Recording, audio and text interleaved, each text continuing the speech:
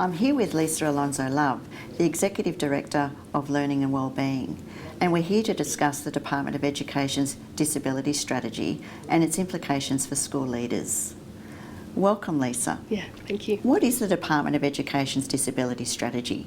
The disability strategies come from us listening and hearing from families, from teachers, from other people in the community about what we're doing well and what we're not doing well in providing education for students with disability. We've heard that through lots of engagement with those people and also through the Special Commission of Inquiry, who've given us some really good specifics and some good understanding of what we could do better. The disability strategy is taking all of that and working out how as an agency, how as the Department of Education, we can make sure that students with disability get an excellent education and that they get offered all of the opportunities that other students get. The disability strategy is framed around 4 main areas. It's around support for our schools and for our staff. So things like training and education, a new scholarship for a Masters of Special Education. It's about increased and flexible resources. So how can our schools use their resources? What evidence tells us, what is working, and how do we need to provide those resources to schools so that they can use them flexibly? It's about really improving the family journey. So from the time a family comes and approaches us as the education system, how do we really involve them in their child's education? And the 4th one is how we measure and track outcomes for students with disability. And that's really important because, of course, we want to show whether education's working for them. But we also need to know as a system whether we're doing well with that. And we need to know what things are working in providing them with an education so that we can spread that more widely. What are the implications of the disability strategy for school leaders? School leaders will find, firstly, an increase in the support that they have to educate our students with disability. So they will start to see things like an innovation fund that helps them really understand and promote good work in our schools. They will see increased education and professional learning around it. So for example, trauma-informed practice will really kick off in a big way in the next year.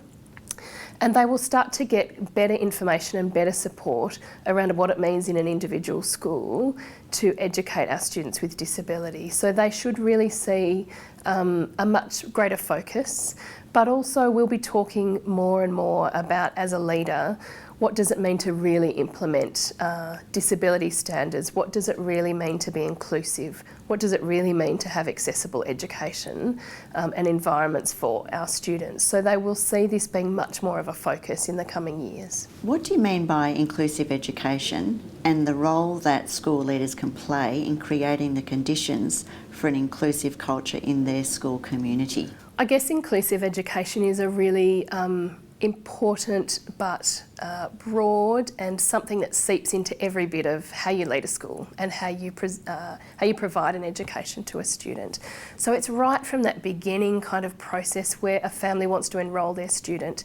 Do you make it possible for them to come to the school, for them to engage with you and really understand what their student needs? Remembering that as that family, they may not know what questions to ask. They may not have done this before, and so how can you make them welcome? How can you make them feel like this is going to be a good experience for their student?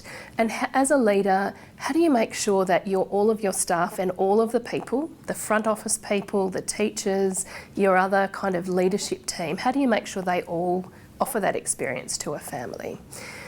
Families where they've had a good experience talk about being open to have conversation and for them to be able to explain what their child needs, and then schools working out what they might need to do differently to what they currently do.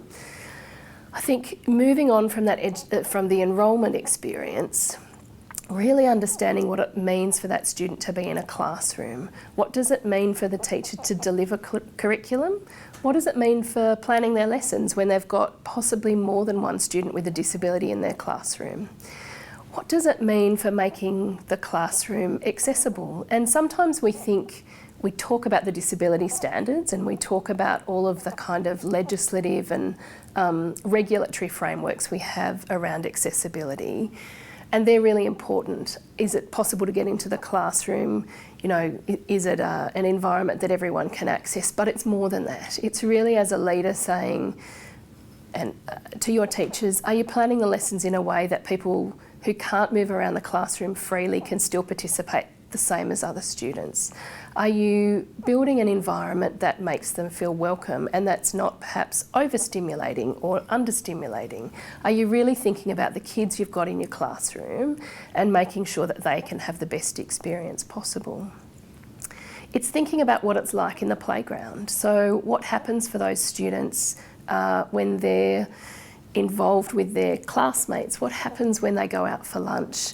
And that's everything from, is it physically accessible, to are there different areas of the playground that account for kids that want to run around and can run around and be boisterous and loud?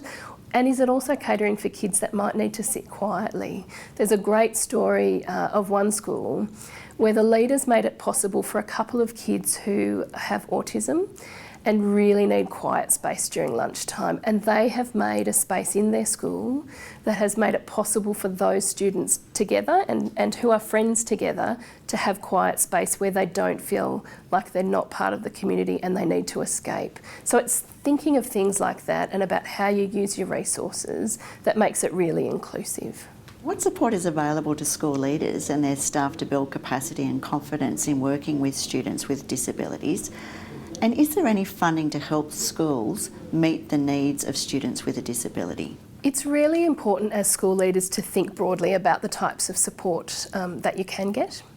Of course, there's professional learning, so things around trauma-informed practice, things around students with vision and hearing loss, things around students with ADHD or with autism, and making sure that you access that, you know, as much as you need to in your school, and that as many people can access that as possible.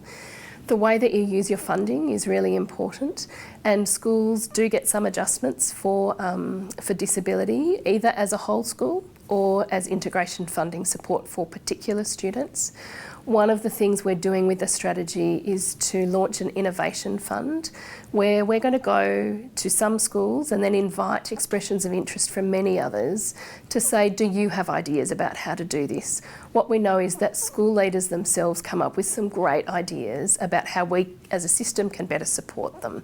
So we want to go out and really support them, perhaps provide them with a bit more funding, really evaluate what they're doing so that we can show whether it works or not and understand whether we want to scale that. So if people are already doing this and they know what they think is working in their school, we want to hear that so that we can spread that across other schools. Apart from your learning and your funding, there are also other people in the system who can really help you. Your school services colleagues have a range of expertise and they can also access that other expertise in the system for you. So reach out to school services. When you're doing a personalised learning and support plan, think broadly about the people who might be involved. Remember school services, remember external agencies who might be involved with that student. Remember people in the Parramatta office who you might know or who you can access online kind of information that is there for you, and really bring all of that in partnership with parents and teachers to build that plan. And that's where you're really going to kind of learn and make it possible for individual students to be included. Thank you, Lisa, for sharing your insights around how school leaders can better support students with disabilities in their schools. Yeah, thank you.